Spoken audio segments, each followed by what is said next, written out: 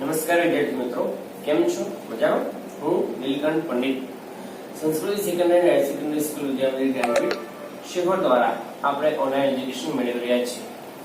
આજે આપણે ધોરણ 11 માં એસવીસીસી વિષયની અંદર વિભાગ નંબર 1 ની અંદર ચેપ્ટર નંબર 2 જે ભણી રહ્યા છે એમાં આગળ વધશું. અગાઉના લેક્ચરની અંદર આપણે વાણિજ્ય પત્ર વ્યવહાર વિશે વાત કરી અને એ અસરકારક કેમ બનાવવું એના આધારે એની મહત્વની ચર્ચા કરી. આજે આપણે ટેક્સ્ટબુક ની અંદર તમારે ટોપિક નંબર 2.7 અસરકારક વાણિજ્ય પત્ર વ્યવહાર અને 2.8 અસરકારક વાણિજ્ય પત્ર વ્યવહારના લક્ષણો વિશે વાત કરશું.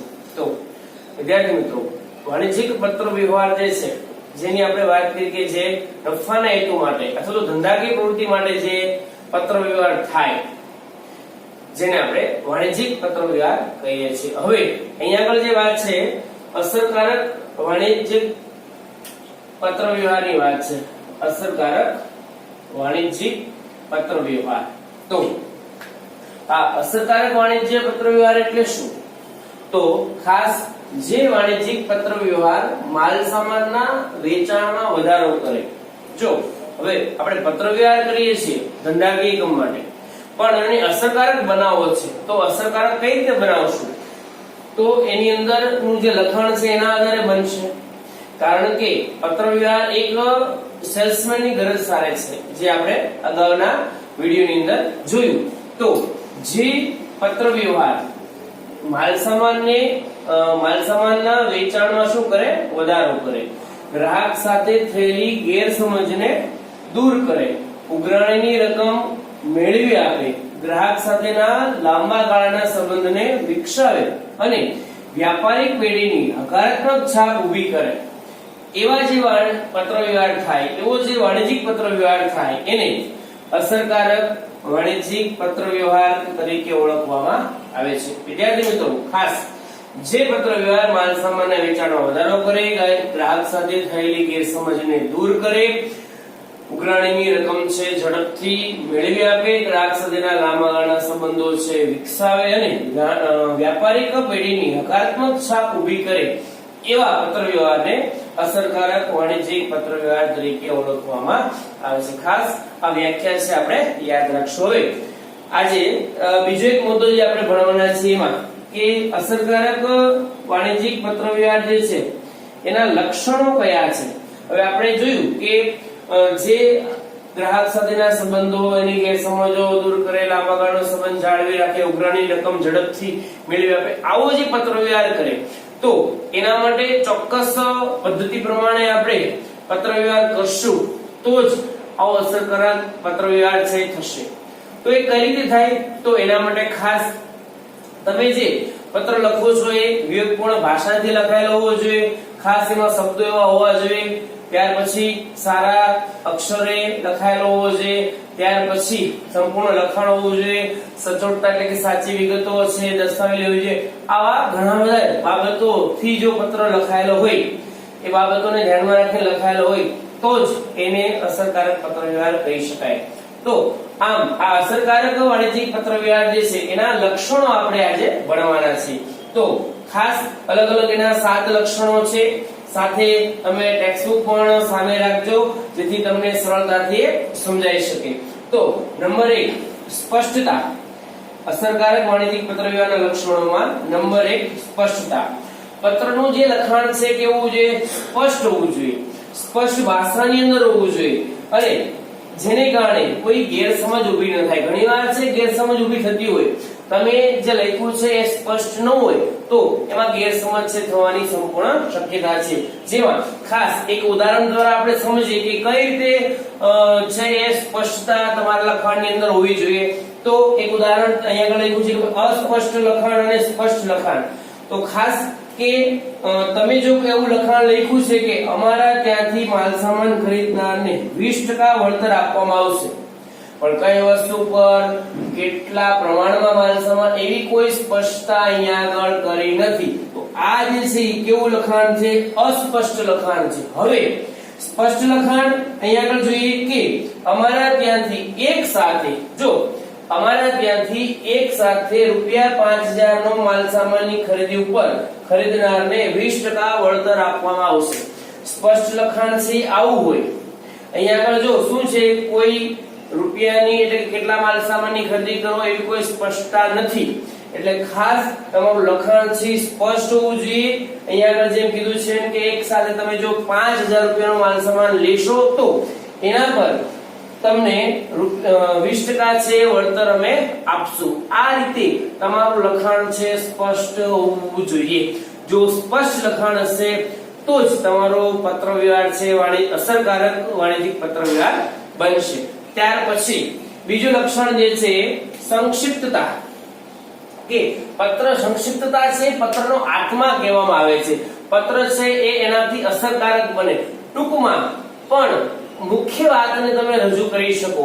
બહુ લાંબુ લખાણ છે એમાં ન હોવું જોઈએ. તો સંક્ષિપ્તતા છે એને કારણે પત્ર અસરકારક બને છે અને વાચક છે એનો પણ સમય છે બચે છે. તો ખાસ સંક્ષિપ્તમાં તમારું લખાણ છે એ હોવું જોઈએ. દાખલા તરીકે ઉદાહરણ લઈએ કે અહીંયા સંક્ષિપ્તતાની અંદર અસંક્ષિપ્ત લખાણ એવું આપેલું છે કે અમે ચોપડીઓ, બુક, પેન્સિલ કે બોલપેન આવું બધું તમને વેચશું. પણ એની જગ્યાએ એવું લખ્યું હોય કે અમે સ્ટેશનરી છે એ વેચીએ છીએ અથવા તો અમે ખરીદવા માંગીએ છીએ. તો જ્યારે પણ આ તમામ તમે જો સ્ટેશનરી ની અંદર બધું આવી ગયું, તમે રજિસ્ટર, પેન, માર્કર કે એને લગતું કોઈ પણ સાહિત્ય એને તમે સ્ટેશનરી કહી શકો. તો એ અસંક્ષિપ્ત લખાણ છે એમાં એને બધી સ્પષ્ટતા કરી. પણ સંક્ષિપ્ત લખાણની અંદર તમે જો કે શું કીધું છે કે અમે સ્ટેશનરી છે એ ખરીદવા માંગીએ છીએ. તો આમ અહીંયા આગળ સંક્ષિપ્તમાં લખાણ છે હોવું જોઈએ. ત્યાર પછી નંબર 3 છે સંપૂર્ણતા. તમે જે કંઈ માહિતી દર્શાવો છો એ કેવી હોવી જોઈએ? સંપૂર્ણ વિગતો વાળી હોવી જોઈએ, ક્યાંય અધૂરી હોવી જોઈએ નહીં. ખાસ કરીને જેનાથી તમે સામેવાળો જે વ્યક્તિ જે છે, વાચક જે છે, એના મનમાં સારી છાપ પણ ઘણીવાર છે ઊભી કરી શકો. તો તમને એવું લખાણ આપ્યું હોય કોઈ તમારા ઓર્ડર પ્રમાણે અમે માલ સામાન છે મોકલાવી દીધો, આવું તમે કીધું છે, પણ તમે એમાં સ્પષ્ટતા નથી કરી. પણ જો તમે એમાં એ રીતે લખો કે તમારા 12 એપ્રિલ કે કોઈ પણ તારીખના મુજબ અમે માલ સામાન છે એ આ ટ્રાન્સપોર્ટ દ્વારા અથવા તો ટ્રાન્સપોર્ટ નું નામ લખો કે ભાઈ રાજ ટ્રાન્સપોર્ટ દ્વારા અમે મોકલાવી દીધો છે. તો ઘણીવાર આપણે ટૂંકમાં બતાવતા હોઈએ છીએ, પણ ટૂંકમાં પણ એ સ્પષ્ટ હોવું જોઈએ, સંપૂર્ણ વિગતો વાળું હોવું જોઈએ. માત્ર માલ સામાન મોકલાવી દીધો એટલું નહીં, પણ કઈ તારીખનું બિલ અને કઈ ટ્રાન્સપોર્ટમાં મોકલ્યું છે એવું પણ એમાં સાથે લખવું જોઈએ. તો ખાસ સંપૂર્ણ વિગતો તમારા પત્રની અંદર હોવી જોઈએ. ત્યાર પછી નંબર 4 વાસ્તવિકતા. તો તમે જે લખાણ લખો છો એમાં ખાસ વાસ્તવિક તમારું લખાણ હોવું જોઈએ, સાચું હોવું જોઈએ. શબ્દોની પસંદગી એની અંદર તમે યોગ્ય કરેલી હોવી જોઈએ. એની અંદર તમે જે કંઈ કહેવા માંગો છો એ સ્પષ્ટ રીતે વ્યવસ્થિત વાસ્તવિક છે એની છબી છે રજૂ થવી જોઈએ. તો ખાસ તમે એવું કહો કે ભાઈ અમે ખુરશીઓ ખરીદવા માંગીએ છીએ, આ લખાણ કેવું થયું? અવાસ્તવિક થયું. પણ તમે એમાં એવું કહો કે અમે આ નંબરની આટલા નંગ અથવા આ સાઈઝની આટલા નંગ ખુરશીઓ ખરીદવા માંગીએ છીએ, આ રીતે તમે હોલસેલ વેપારીને લખો તો એ વાસ્તવિક લખાણ છે કહેવાય. ફરી વખત ઉદાહરણ છે વાસ્તવિકતાની અંદર તમે જોઈ શકો છો, ટેક્સ્ટબુક ની અંદર આપેલું છે કે તમને અવાસ્તવિક લખાણ એવું આપ્યું છે કે અમે ખુરશીઓ ખરીદવા માંગીએ છીએ. પણ વાસ્તવિક લખાણ કેવું હોવું જોઈએ કે અમે આ નંબરની આટલા નંગ ખુરશીઓ છે એ ખરીદવા માંગીએ છીએ. ભાઈ 25 નંગ 7 નંબરની ખુરશીઓ ખરીદવા માંગીએ છીએ.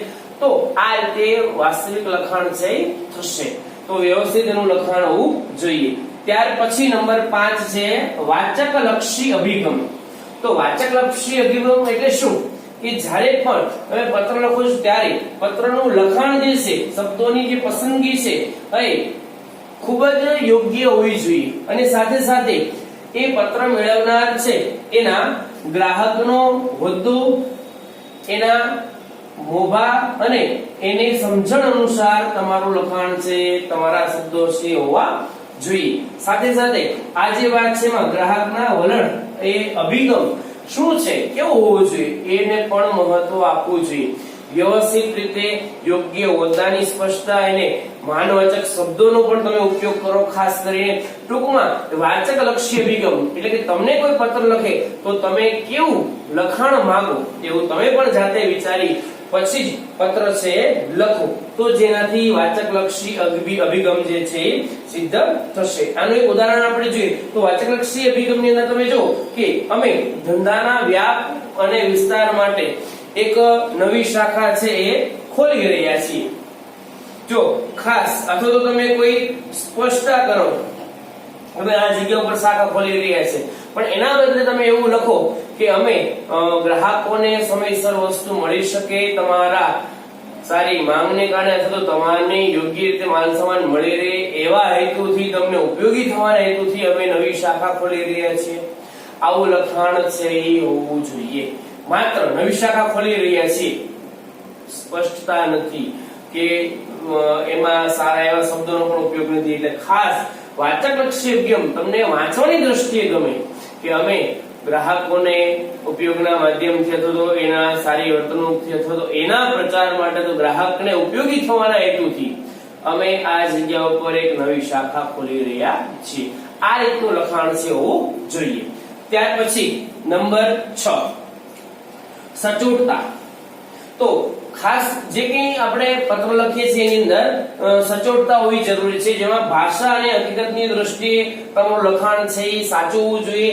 અને ખાસ તમે જો તમારું લખાણ સાચું કે સારું નથી તો એ તમારી ધંધાકીય પેઢીની ખરાબ છાપ છે ઊભી કરે છે અને તમારી જે પ્રતિષ્ઠા છે એને પણ હાનિ પહોંચે છે. એટલે ખાસ તમારા જે લખાણ છે એમાં સચોટતા હોવી જરૂરી છે. જેનું ઉદાહરણ તમે જોવો તો કે ભાઈ તમારું લખાણ ની ભાષા દ્રષ્ટિ યોગ્ય નથી તો ભાઈ તમારી પત્ર મળી, જો તમે સ્ત્રીલિંગ પુલ્લિંગ કઈ ન જોતા તમારી પત્ર મળી, એના બદલે સચોટ લખાણ કેવું હોય તમારો પત્ર અમને મળ્યો. આ રીતે તમારે વ્યવસ્થિત લખવાનું છે. એટલે અહીંયા આગળ તમને દરેકમાં આ રીતે બે ઉદાહરણ આપ્યા છે, ખાસ તમારે જોવાના પણ છે. ત્યાર પછી નંબર 7 વિવેકપૂર્ણતા. તો વિદ્યાર્થી મિત્રો આપણી સાથે કોઈ વિવેકથી વાત કરે તો આપણને ગમતું હોય છે. એમ જ્યારે તમે પત્ર લખો છો ત્યારે પણ તમારે એમાં વિવેકપૂર્ણતા હોવી જોઈએ. તો લખાણ અને ભાષા છે એ વિવેકપૂર્ણ તમારા હોવો જોઈએ. સાથે સાથે એ વિવેકપૂર્ણ અને સૌજન્ય સભર પણ હોવા જોઈએ, જેથી કરીને તમે જે છે એ બીજા વ્યક્તિ સાથે તમારો સંબંધ છે લાંબા સમય ટકી શકે અને સંબંધોને વધુ ગાઢ અને સન્માનજનક છે એ બનાવે છે. શું? વિવેકપૂર્ણતા. વિવેકપૂર્ણતાથી તમારો સંબંધ છે ખરેખર બહુ સરસ રીતે યોગ્ય રીતે લાંબા સમય સુધી ચાલે છે. એટલે સંબંધોને ગાઢ અને સન્માનજનક છે વિવેકપૂર્ણતાને લીધે થઈ શકે. તો આનું એક ઉદાહરણ આપણે જોઈએ કે ભાઈ તમે ખરીદેલ માલ સામાન છે એના નાણાં તમે ચૂકવવામાં બેદરકાર છો. આવું તમે લઈ ગયું ભાઈ તમે ખરીદેલ માલ સામાનના નાણાં ચૂકવવામાં બેદરકાર છો.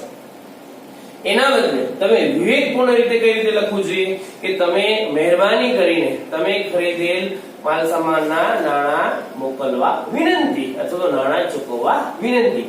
આ રીતે વિનંતી સભર શબ્દોનો ઉપયોગ છે એ થવો જોઈએ. તો ખાસ એમાં તમે કેવા શબ્દો વાપરી શકો તો ભાઈ તમારો આભાર, મહેરબાની કરીને તમે માલ સામાનના નાણાં મોકલી આપશો એવું પણ લખી શકાય, અથવા તો ક્ષમા કરશો. આવા જે શબ્દો છે જેને આપણે કહીએ છીએ વિવેકપૂર્ણ શબ્દો, એવા શબ્દો મુજબ તમારું લખાણ છે એ હોવું જોઈએ. તો ખાસ વિદ્યાર્થી મિત્રો આપણે આ લેક્ચરની અંદર 2.7 અને 2.8 ટોપિક છે જેમાં અસરકારક વાણિજ્યિક પત્ર વ્યવહાર જે છે એની વ્યાખ્યા જોઈ અને એના અલગ અલગ 7 લક્ષણો જોયા કે અસરકારક પત્ર વ્યવહાર બનાવવો છે, તમારે અસરકારક વાણિજ્યિક પત્ર વ્યવહાર બનાવવો છે તો કઈ રીતે કયા કયા મુદ્દાઓ છે એને તમારે ધ્યાનમાં રાખવાના છે. ફરી વખત એના 7 લક્ષણો છે જેમાં સ્પષ્ટતા છે, ત્યાર પછી સંક્ષિપ્તતા, સંપૂર્ણતા, વાસ્તવિકતા, વાચકલક્ષી અભિગમ, સચોટતા અને વિવેકપૂર્ણતા. આ અલગ અલગ 7 જે લક્ષણો છે એ મુજબ તમારે પ્રશ્ન છે લખવો પડે.